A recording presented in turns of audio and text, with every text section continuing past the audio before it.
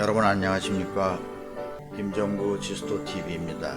오늘은 2020년 유럽연합의 가장 권위 있는 사하로프 인권상이 벨라루스 야권에 수여하게 되었다는 얘기와 더불어 유명 러시아 여성작가 한 분을 소개하는 시간을 갖겠습니다. 독재자 알렉산드르 루카셴코 대통령을 상대로 대선 불복과 민주화 운동을 벌이고 있는 벨라루스에 있어서 야권 저항 운동의 구심점 역할을 해온 벨라루스 조정위원회가 EU 즉 유럽연합의회가 수여하는 사하로프 인권상을 수상하게 되었다는 이야기입니다. 10월 22일 AFP 통신 그리고 DPA 독일 통신입니다.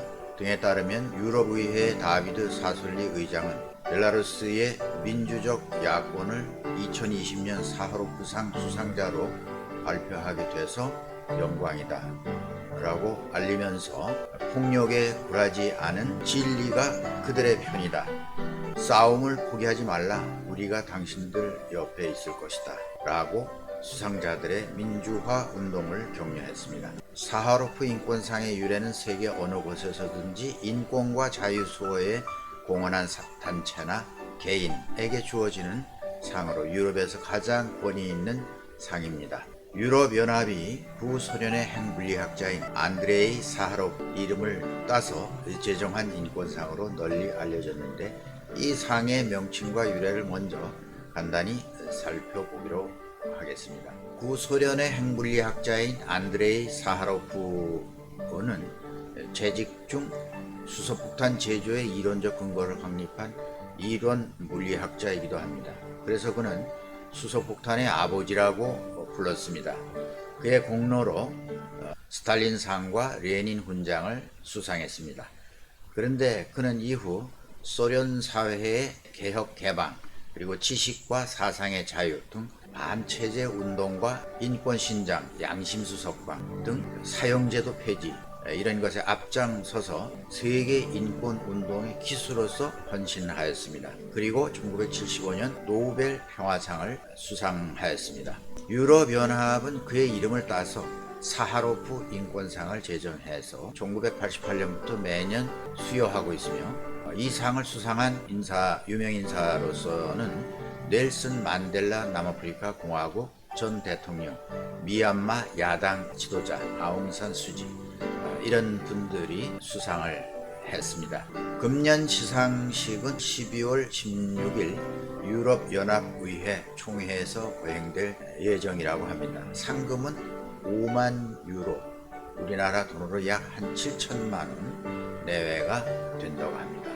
벨라루스 야권은 반체제 활동을 하다 당국에 붙잡힌 남편 대신 대선에 출마해서 알렉산드르 루카셴코 대통령과 맞붙었던 교사 출신 정치인 스베틀라나 티하노프스카야를 중심으로 결집하고 있습니다. 올해 26년째인 집권 중인 벨라루스 대통령 루카셴코 대통령이 선거에서 80%가 넘는 압도적인 표율로 승리하자 재검표를 해야 한다, 선거는 무효다, 부정선거다 이런 목소리를 내기 시작하면서 시위가 터져나왔고, 2달이 넘는 현재까지도 평화적인 불복종 시위가 계속되고 있습니다. 민스크 시가지 불복종 시위는 누가 봐도 평화적인 시위입니다. 수많은 사람들이 자기 의사를 평화적으로 표현하고 알리려고 애쓰는 모습에 숙연해집니다.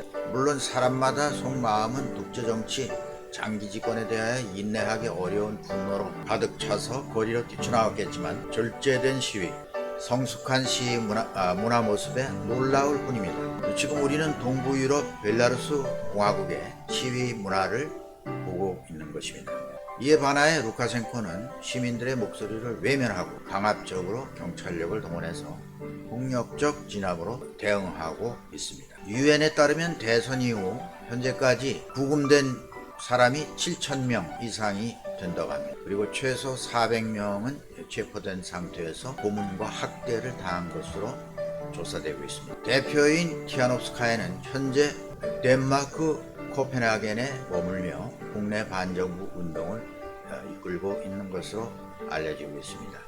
티하노프스카야는 수상선정 소감으로 사하로프 인권상은 잔혹한 탄압에 용감하게 맞선 모든 우리 국민이 받는 것이다 라고 말했다고 AFP 통신이 전하고 있습니다. 다비드 사솔리 EU 의회 의장은 벨라루스 야권이 용기와 의지를 보여줬다 라며 우리가 여러분 곁에 있는 것을 잊지 말고 투쟁을 포기하지 말라라고 했다고 합니다. 벨라루스 야권의 사하로프 인권상 수상은 EU가 야권의 용기를 불어넣어 주므로 유럽연합이 벨라루스 민주화에 힘을 실어주는 계기가 되었다.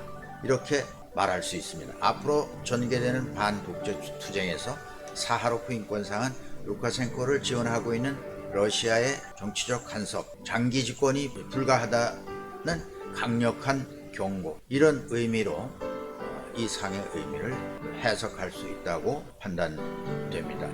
또한 야권 여성의 한 사람인 스베틀라나 알렉시에비치에 대해서는 조금 더 보충해서 말씀드려보겠습니다. 그는 작가이자 탐사보도 기자로 2015년 노벨 문학상을 수상하였습니다. 현재 벨라루스 팬클럽 회장을 맡고 있습니다. 당시 스위스 할리본 사무총장 사라 다니우스는 스톡홀름에서 수상자를 발표하면서 그의 저작을 우리 시대의 용기와 고통의 기념비라 이렇게 일컬었다고 합니다. 전쟁은 여자의 얼굴을 하지 않았다 라는 작품이 수상 작품인데요.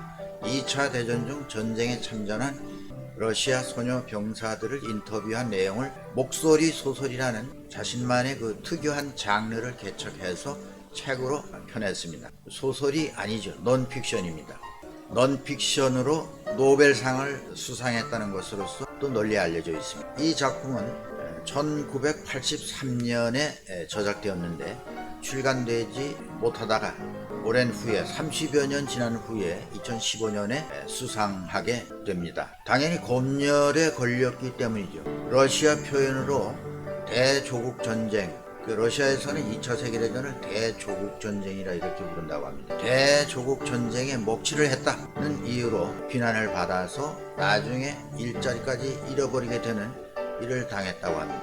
그러다가 소련의 페레스트로이카, 고르바초프의 그 개혁 개방 정책이 시작되면서 1985년에야 모스크바 민스크에서 동시 출판되었다고 합니다. 이 책은 당시 국내에서만 200만 부가 팔렸다고 알려지고 있습니다. 알렉시에비치는 벨라루스의 수도 민스크에 살며 부정선거 의혹을 규탄하는 8월 9일 선거 이후 시작된 야권 집회에서 앞장서 활발히 활동을 해왔습니다. 그는 조정위원회에 참여했고 그의 야권 조직 동료들은 모두 감옥에 가 있거나 국외로 추방됐다고 그는 말하고 있습니다. 알렉시에비치는 체포나 괴롭힘이 저항을 막지 못할 것이다 이렇게 주장을 했습니다. 그들은 먼저 우리나라를 점령했고 이제 우리 중 가장 훌륭한 이들을 잡아가고 있다. 그러나 다른 수백 명이 그들의 자리를 메울 것이다 이렇게 말했습니다. 그리고 루카셴코는 거리와 대화하지 않을 것이다 라고 말했지만 지금 거리는 매주 일요일 그리고 매일마다 수십만 명의 국민들이 나와 집회를 벌이고 있습니다. 이것은 그냥 거리가 아닙니다. 이것은 국민입니다. 그가 이렇게 말했다고 합니다. 스베틀라나 알렉시에비치는 이후 러시아의 문화 엘리트들에게 공개 서한을 보냈다고 합니다. 이 서한을 통해서 그들의 영향력으로 벨라루스 야권 지휘대를 지지하는 데 힘을 실어줄 것을 촉구하는 그런 서한이죠. 서한의 내용은 다음과 같습니다. 왜 침묵하고 있는 겁니까? 왜 이 자랑스러운 국가가 망가지는 걸 보면서 아무 말을 하지 않는 겁니까? 우린 여전히 당신의 형제입니다. 알렉시에프 서한은 러시아 정부 벨라루스의 장기 독재 대통령 알렉산더 루카셴코 지원을 차단하려는 의도였지만 루카셴코는 15억 달러의 차관과 러시아의 정보원과 경찰력까지 지원을 받고 돌아오는 그런 상황이었습니다. 그러나 모두가 알렉시에비치의 청원을 외면하지는 않았습니다. 앞에 사진에서 나왔었습니다만 러시아에서 손꼽히는 작가인 루드밀라 울리츠카야가 공개적으로 답장을 해왔습니다. 울리츠카야는 시위대를 찬미했으며 더 놀랍게도 벨라루스에서 지금 벌어지고 있는 일이 언젠가 러시아에서도 벌어지리라고 말했다고 합니다. 푸틴을 강력히 비판하며 언론의 자유, 운동가이기도 한 울리츠카야는 벨라루스의 시위와 그가 러시아의 미래 희망에 대해서 BBC와 이야기를 했다고 합니다. 루드밀라 울리츠카야에 대한 얘기를 조금 더 해보겠습니다. 루드밀라 울리츠카야는 76세로서 현재 세계에서 역시 손꼽히는 러시아의 대표 작가입니다. 2002년 러시아 국어상, 2011년 시몬드 보부아르상, 프랑스 우레정도네르 훈장, 2012년에는 우리나라를 방문한 적이 있습니다. 제2회 박경리 문학상을 수상하기 위해서 우리나라를 방문했던 적이 있습니다. 그의 소설은 25개국 언어로 번역됐는데요. 그중 가장 널리 알려진 것은 야곱의 사다리와 녹색 텐트라는 소설입니다. 작가로서의 성공뿐만 아니라 울리츠카야는 러시아 정부에 대한 거침없는 비판으로도 유명합니다. 러시아의 과거 정부, 예외 없는 비판을 가했죠. 스탈린주의도, 스탈린의 뒤를 이은 지도자들도, 소련 붕괴 이후의 정부도, 푸틴의 정부도 그에겐 모두 대상이었습니다. 그의 비판은 보다 밝은 러시아의 미래를 위한 비판이 되겠죠. 울리츠카야는 돌려서 말하지 않는다고 합니다. 직설적입니다. 벨라루스의 시위대는 이제 더는 권력에 취하고 무지하며 편협한 루카센코 대통령은 감내할 수 없다는 게 분명하다 라고 말했습니다. 또한 그는 벨라루스가 지금 겪고 있는 일이 언젠가는 러시아에서도 벌어지리라고 여긴다, 이렇게 말했다고 합니다. 러시아 울리츠카야는 벨라루스의 알렉시예프에게 그대에게 마음 깊이 우러나오는 인사를 보냅니다. 그대에게 건강과 힘이 깃들길 기원합니다. 그대가 무지하고 역겨운 정보가 없는 자유의 나라에서 살기를 바랍니다. 그리고 저 자신도 그런 나라에서 살기를 바랍니다. 그는 알렉시에비치에게 보낸 서한을 이용해서 BBC에서 이상과 같이 말했다고 합니다. 최근 몇 주간 벨라루스에서 발생한 일들은 우리 러시아의 미래의 모범입니다. 그는 그렇게 덧붙였다고 합니다. 그는 무능력한 독재자에 대한 반발로 떨쳐 일어나 통치자의 거처 바깥에서 수천 명이 모인 집회에서 상점에 창을 깨거나 차량을 불태우지 않는 평화로운 집회를 한 시위대의 품위 있는 행동을 찬양했다고 합니다. 울리츠카야는 벨라루스에서 벌어진 집회가 자기 자신과 자신의 친구들에게 깊은 감명을 남겼다고도 덧붙였습니다. 대치 상태에 대한 소식을 듣고 있습니다. 체포가 발생한 것도 알고 멋진 리더들이 새로 등장했다는 것도 알아요. 그리고 당신의 나라가 겪는 일이 우리나라에서도 일어날 수 있다는 것도 압니다. 이렇게 말했다고 합니다. 울리츠카야는 러시아에선 오랫동안 야권 세력이 결집력을 잃고 있었고 때문에 권위에 대해 제대로 도전할 수 없었다고 말했다고 해요. 러시아의 자유화를 위한 그런 운동에 어떤 그 힘을 얻을 수 있는 자극을 받았다, 이렇게 말할 수가 있는 것이죠. 벨라루스의 야권 쪽에서 본다면 또한 오랫동안 같은 문제를 겪어왔던 알렉산드르 루카센코의 26년 통치 기간 중 그를 몰아내고자 했던 시도가 여러 번 있었지만 실패했습니다. 그러나 지금은 새로운 타입의 야권 세력이 그것도 자발적으로 등장하게 된 것이죠. 단일한 리더를 앞세우진 않았지만 변화에 대한 강력한 욕구를 갖고 있습니다. 보다 강한 생명력과 끈기를 갖고 있다, 이렇게 말할 수 있습니다.